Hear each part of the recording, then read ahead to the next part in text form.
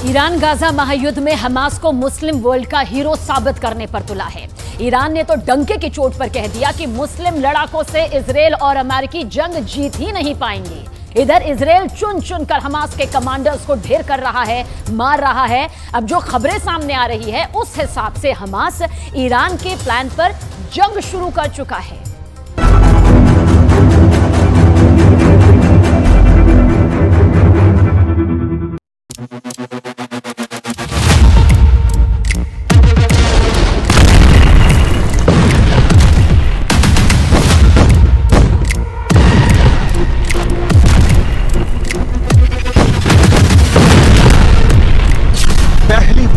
Iran से हारेगा Israel. 7 अक्टूबर को हमास जीता। इजरायल में नरसंहार करने वाले हमास के ऑपरेशन अल अक्सा ने साबित कर दिया कि हमास को कमजोर समझना इजरायल की खुफिया एजेंसी मोसाद की सबसे बड़ी चूक थी। लेकिन 8 अक्टूबर से इजरायल का शुरू हुआ ऑपरेशन आयरन स्वॉर्ड लगातार हमास के कमांडरों को मारता जा रहा है।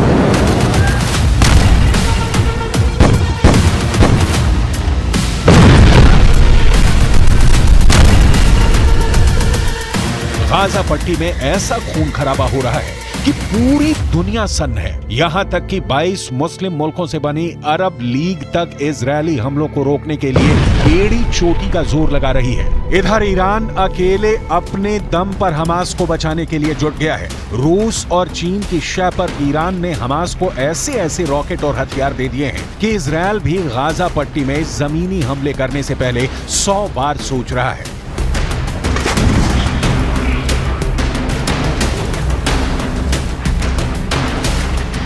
ईरान के राष्ट्रपति रईसी ने तो डंके की चोट पर कह दिया है कि अमेरिका और इजरायल इस बार मुस्लिम देशों के मुस्लिम लड़ाकों से जंग नहीं जीत पाएंगे। आखिर रईसी ने इजरायल के साथ अमेरिका को भी इतना बड़ा चैलेंज किस दम पर दिया है, इसकी पूरी डिटेल हम आपको आगे बताने जा रहे हैं।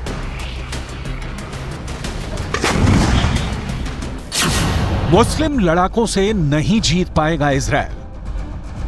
गाजा युद्ध को ईरान इस्लाम के खिलाफ युद्ध साबित करने पर जुटा हुआ है। यही वजह है कि ईरान ने सऊदी अरब, मिस्र, लेबनान, जॉर्डन, इराक, सीरिया जैसे मुल्कों को ईरान युद्ध में झोंकने की कोशिश कर रहा है। खुफिया खबरों के मुताबिक लेबनान, हमास और हिजबुल्लाह के 2,55,465 लड़ाके इजरायल से आर पार की जंग करने जा रहे हैं। इजरायली सेना के खिलाफ हमास ने सुरंगों से भयानक मोर्चा खोल दिया है, जबकि लेबनान बॉर्डर की तरफ से हिजबुल्लाह ने उत्तरी दिशा से हमले बेहद तेज कर दिए हैं, जबकि सीरिया की तरफ से भी जंग शुरू हो चुकी है। अब इंतजार है सऊदी अरब, इराक और मिस्र किस तरह से इजरायल पर हमला करते हैं। फिलहाल हमास के हमलों के साथ सड़क पर फिलिस्तीनी और हमास समर्थक जमकर नारेबाजी और प्रदर्शन कर रहे हैं।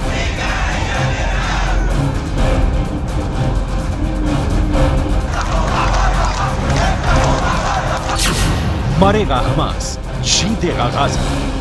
أرضنا وأرض أجدادنا لن نتخلى عنها حتى لو سالت دماءنا جميعا.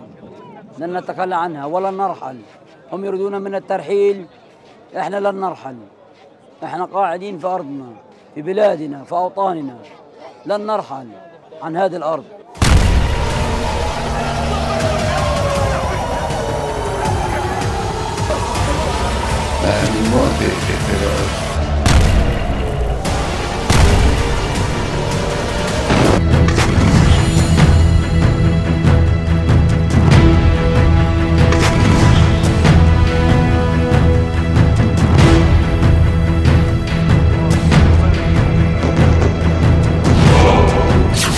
मारा गया हमास का रॉकेटमैन अब्दुल्ला।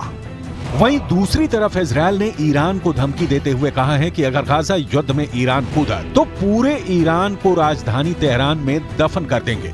इजरायली सेना 3 हफ्ते से ज्यादा की जंग में हमास के लड़ाकों का काल बन चुकी है। फिलिस्तीन के भी 7,000 से ज्यादा लोग मारे जा चुके हैं। हमास के टॉप कमांडरों के पूरे परिवारों का इजरायली सेना सफाया कर रही है। पश्चिमी मीडिया के दावों के मुताबिक इजरायल की आईडीएफ हर दिन 250 से 500 हमले कर रही है। 30,000 से ज्यादा इमारतें गाजा में इजरायली सेना ने तरबूज की तरह फाड़ डाली। पूरे गाजा में उत्तर से दक्षिण और दक्षिण से उत्तर में इजरायली बम आसमान से मौत बनकर गिर रहे हैं। हम आपको बताने जा रहे हैं कि इजरायली सेना ने पिछले 24 से 48 घंटे में हमास के कितने बड़े कमांडर्स को मार डाला है। हमास के ठिकानों, कमांड सेंटर, सुरंगों और रॉकेट लॉन्चर्स को इजरायली सेना पूरी तरह से तबाह कर रही है। आईडीएफ ने बताया है कि उनके हमले में हमास का रॉकेटमैन हसन अल अब्दुल्ला मारा गया है। उत्तरी गाजा से इजरायल की तरफ दागे जाने वाले रॉकेट्स की जिम्मेदारी अब्दुल्ला के पास थी। इजरायली खुफिया एजेंसी शिन बेत ने आईडीएफ को उसके ठिकानों की जानकारी दी थी। न्यूयॉर्क टाइम्स के मुताबिक कुछ ही घंटों में इजरायली सेना ने दक्षिणी गाजा में 48 जगहों पर एयर स्ट्राइक की है। लगभग 24 घंटे पहले इजरायली सेना ने हमास के 5 सीनियर कमांडरों को मार गिराया है। इनमें हमास इंटेलिजेंस का डिप्टी हेड शादी बारूद भी शामिल है। वो इजरायल पर हमला करने वाले हमास के पॉलिटिकल विंग के लीडर याह्या सिनवार के साथ मिलकर काम करता था। इसके अलावा हमास का बटालियन डिप्टी कमांडर इब्राहिम जाबदा भी मारा गया है, जो लगातार कई दिनों से इजरायली सेना पर पलटवार कर रहा था। इसके अलावा हमास का ही बटालियन कमांडर रिफत अब्बास भी इजरायल के हवाई हमलों में मारा गया है। जबकि हमास के सबसे माहिर कमांडरों में से एक तारिक मारूफ को भी इजरायली सेना ने खुफिया मिशन में मार गिराने का दावा किया है। मरेगा हमास, जीतेगा गाजा।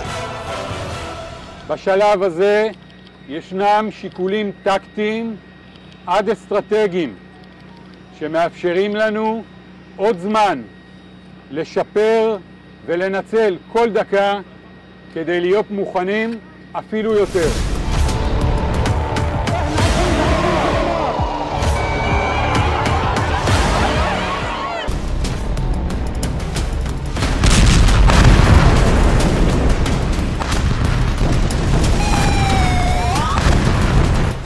हमास के पास रूस की एंटी टैंक मिसाइलें और रॉकेट आ चुके हैं। खबर ये भी आ रही है कि ईरान ने हमास को हजारों की तादाद में रॉकेट, कम दूरी की मिसाइलें और भारी संख्या में ड्रोन दे दिए हैं। वहीं दूसरी तरफ स्पेशल फोर्स की तरह लड़ने वाले हिजबुल्लाह के 45,000 लड़ाकों को इजरायल पर किसी भी वक्त बड़ा हमला करने के लिए तैयार रहने को कहा गया है। जबकि ईरान ने 5,75,000 सैनिकों को हमले के लिए पूरी तरह से तैयार रहने का आदेश दे दिया है। लेकिन दूसरी तरफ इजरायल ने जंग के सारे तौर तरीके पूरी तरह से बदल दिए हैं। इजरायली सेना जमीनी हमले न करने का नाटक कर रही है, शांति की बात कर रही है, जबकि हकीकत में इजरायली सेना हमास के लड़ाकों और समर्थकों को चुन चुन कर मारने के लिए सभी घातक हथियार और तरीके इस्तेमाल कर रही है।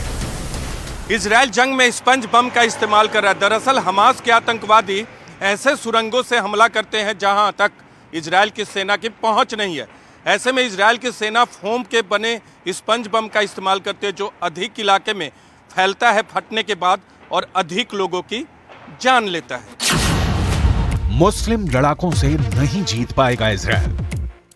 इजरायली सेना के मुताबिक उसकी स्पेशल फोर्स ने खान यूनुस में एक मिसाइल पैड पर हमला किया। ये साइट मस्जिद और किंडरगार्टन के एकदम पास में मौजूद थी। वहीं इजरायली सेना ने यह भी दावा किया है कि वो रात में टैंकों के साथ उत्तरी गाजा में लगातार हमास के ठिकानों पर हमले कर रही है। भले ईरान दावा करे कि इजरायल इस्लाम के खिलाफ युद्ध कर रहा है, लेकिन हकीकत में ईरान का मुस्लिम कार्ड जमीन पर इजरायल को हमला करने से रोक नहीं पा रहा है।